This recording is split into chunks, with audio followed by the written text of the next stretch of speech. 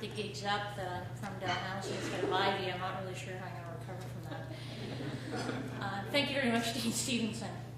I'm honored to serve as the chair of the Ivy Center for Health Innovation and Leadership. We have great ambition to establish a center as a world-class institution focused on innovation and leadership. And tonight we're off to a great start. I want to thank everyone for attending. This new center is about fostering leadership. But none of us would be here to celebrate the creation of the new center if it had not been for the leadership and commitment of Jim Hatch. Jim was the founding chair of the Ivy Biotech MBA program. Several of his students, I think, are here tonight. He recognized the need to provide specialized management and leadership training to people who serve in the healthcare field. He understood that the skill set and discipline of management applied to everyone working in health leadership, in the private sector, the public sector, or both.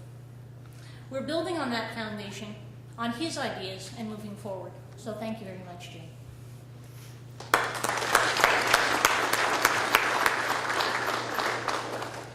Canada has an exciting and proud history when it comes to health innovation. The tradition of Banting and Best carries on. Today, Canadian scientists are delivering world-class, groundbreaking innovations. People like Harry Jennings, who developed a new vaccine for combating infantile meningitis, or Garnet Sutherland from the University of Calgary, who worked with the NRC to develop the NeuroArm, an innovative medical device to help surgeons work in the operating room. These are proud Canadian accomplishments. But we need more. And we have the talent, expertise, and people to do so. However, one thing I've learned as a clinician is that while Canada can be very proud of its record in big science, not enough is being done to commercialize our health research here at home. It's like having great raw materials, but sending them elsewhere to be manufactured for the things that people want and need. I'm told there's a story about the Canadian Consulate General in Los Angeles who said, "I meet 3 types of Canadians here in California: actors, hockey players, and biotech millionaires." Well, the point is that Canadian biotech scientists embark on commercializing their cutting-edge innovations. They are forced to look beyond our borders. They find business managers, venture capitalists, and all the resources to build their businesses in places like California, not Canada. But we also need to grow the pool of health system leaders in this country. So I'm going to share with you a little bit of a story of why I'm relatively passionate about this.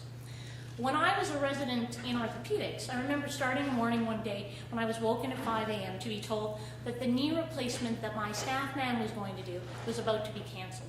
And I know Cy Frank is in the audience here, so I'm sure he's had this experience like I had. Maybe not as a resident, he was probably on the staff end.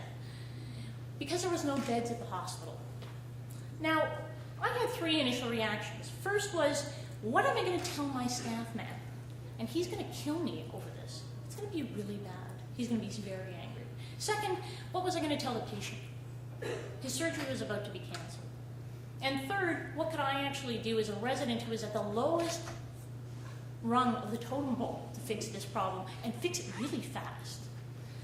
So I got busy. I wound up making some management decisions on the fly, seeing if there were places where my ICU patients could be moved, out of step-down unit, maybe send some people home. All of this, all to accommodate 1 patient in the system. Very time-consuming. And on that day, the knee replacement was done, but many of my days as a medical student and throughout my professional career have been spent like this: Operations Management 101. I can't tell you how much time as a resident was spent on resource management instead of actually on learning how to be a surgeon and standing in an operating room. I learned about creating health management efficiencies within the context of the hospital, but that shouldn't be what our residents and students are doing.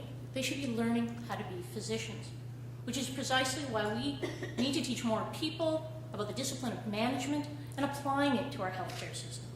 Exactly what we're about to do at Ivy. So now, at Ivy Center for Health Innovation and Leadership, we rely on the support of our broader healthcare community, in particular both the public and the private side. Representing our advisory board today is Dr. Brent Norton, President and CEO of Pre-Med Inc., a healthcare business success story. Dr. Norton's company is a leader in predictive medicine and has developed a number of non-invasive tests for the detection and monitoring of life-threatening diseases, particularly in the cardiovascular and cancer areas.